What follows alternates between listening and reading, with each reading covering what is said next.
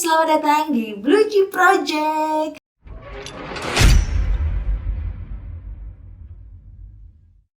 Kami hadir untuk mempermudah teman-teman semuanya dalam memahami cara berinvestasi di berbagai instrumen investasi. Gimana nih sobat-sobat semuanya, makin hari makin cuan gak nih? So, di episode kali ini, di video kali ini kita mau ngebahas tentang perbedaan nabung di bank versus nabung saham. Mana sih yang lebih untung?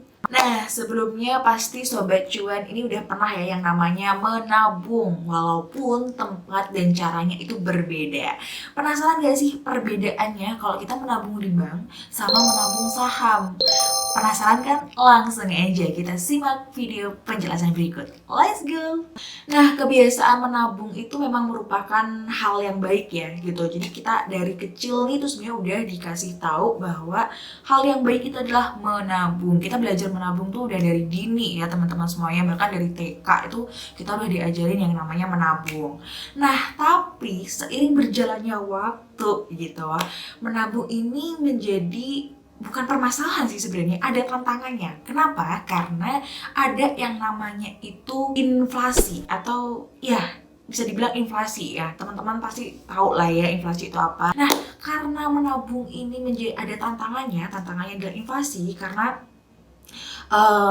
inflasi itu yang tidak terkejar gitu dengan meningkatnya nilai uang gitu ya. Pada kenyataannya nominal uang tabungan yang sudah susah payah kita kumpulkan setelah sekian lama itu menjadi merosot nilainya. Maksudnya merosot tuh bukan berarti yang uangnya hilang atau gimana gitu, enggak. Yang maksudnya merosot itu adalah misalkan nih bulan ini atau kemarin lah, tahun kemarin 10.000, 7.000 lah, 7.000 kita udah bisa beli mie ayam, 10.000 udah sama esnya.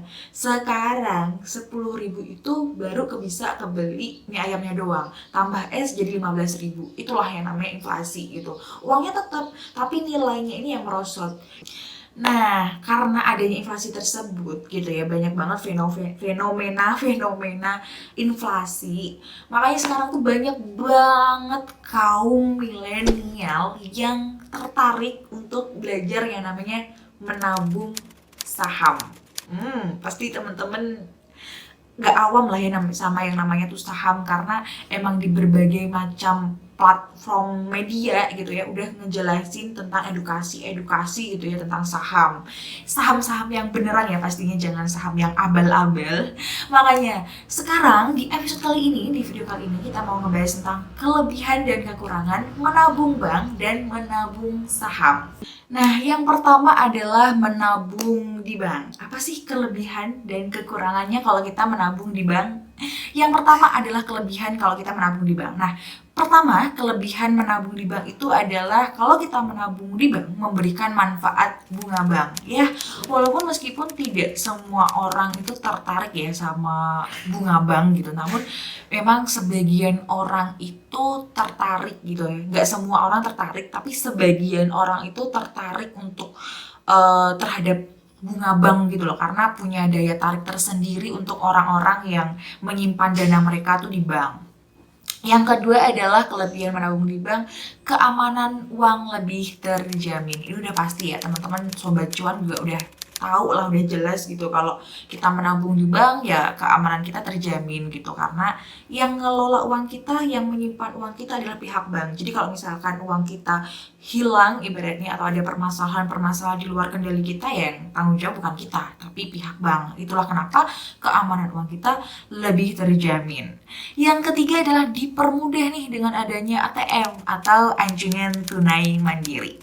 Karena kalau kita menabung di bank itu dengan adanya ATM kita bisa transaksi ya, ibaratnya ngambil uang tuh kapanpun dan dimanapun gitu. Bosnya bukan yang nggak perlu kita ke bank untuk ngambil uang, maksudnya ke teller harus antri dulu, enggak. Karena kalau kita ada ATM ya kita tinggal ke bank untuk ngambil ATM, untuk ngambil uangnya doang gitu. Jadi itu mudah kalau kita nabung di bank tuh kita bisa mau ngambil tabungan secara langsung tuh mudah gitu.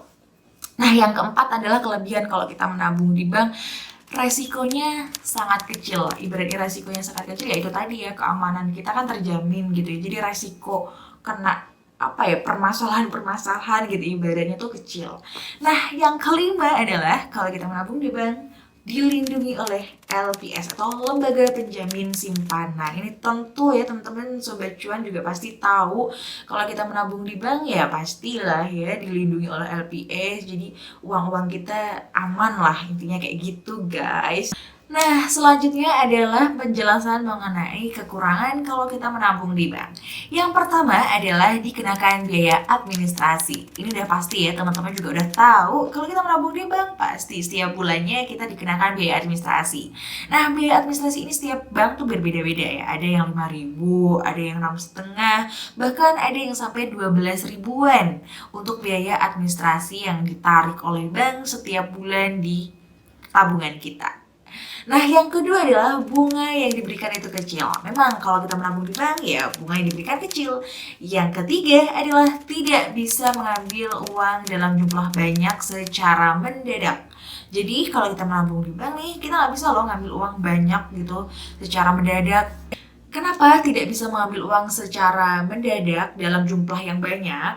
Karena kalau kita nabung di bank nih, kita ngambil uang gitu misalkan, itu dibatasi walaupun kita pakai ATM. Nah, selanjutnya adalah yang keempat, kalau kita menabung di bank, kekurangan adalah uang itu tidak berkembang. Nah, maksud dari uang tidak berkembang itu bukan berarti uangnya beranak pinak, tapi uang tidak berkembang ini ya kalau kita menabung di bank ya udah segitu-gitu aja gitu. Nah, itu tadi kelebihan dan kekurangan kalau kita menabung di bank. Selanjutnya, apa sih kelebihan atau keuntungan dan kekurangan kalau kita menabung saham? Langsung aja ke video penjelasannya.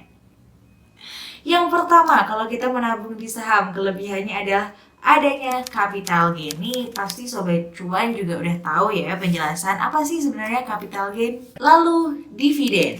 Biasanya perusahaan akan membagikan dividen itu setiap tahun. Dividen ini merupakan keuntungan perusahaan yang dibagikan kepada para investor sebagai pemegang saham di perusahaan tersebut.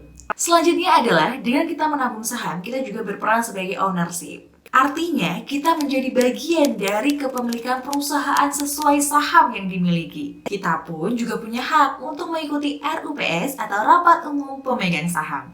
Nah, itu tadi beberapa kelebihan kalau kita menabung saham. Kita mendapatkan adanya capital gain, kita dapat dividen, kita juga berperan sebagai ownership, dan kita juga punya hak untuk mengikuti RUPS.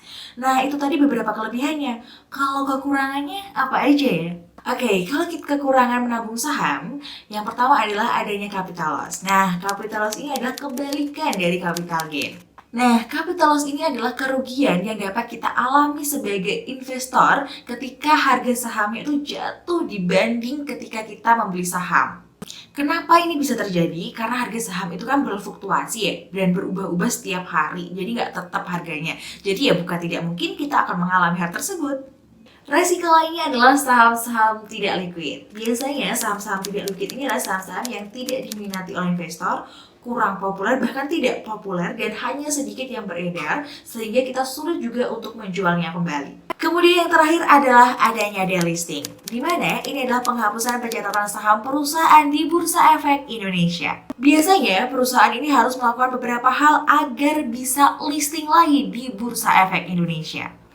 Nah, delisting ini itu bisa terjadi atas permintaan sendiri atau karena perusahaan memang terjadi permasalahan. Nah, delisting ini dapat disebabkan oleh permintaan sendiri atau karena memang keberlangsungan perusahaan itu terganggu. So, gimana nih sobat? Udah mulai paham belum nih terkait kelebihan dan kekurangan antara menabung di bank dan menabung di saham?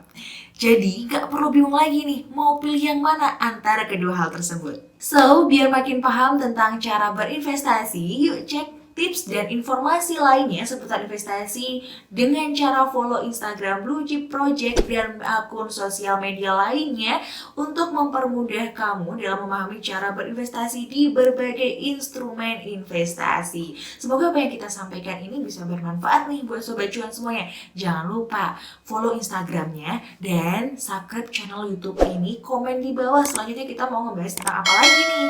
See you guys, ke Bengkulu naik kapal feri. Yuk semangat berinvestasi.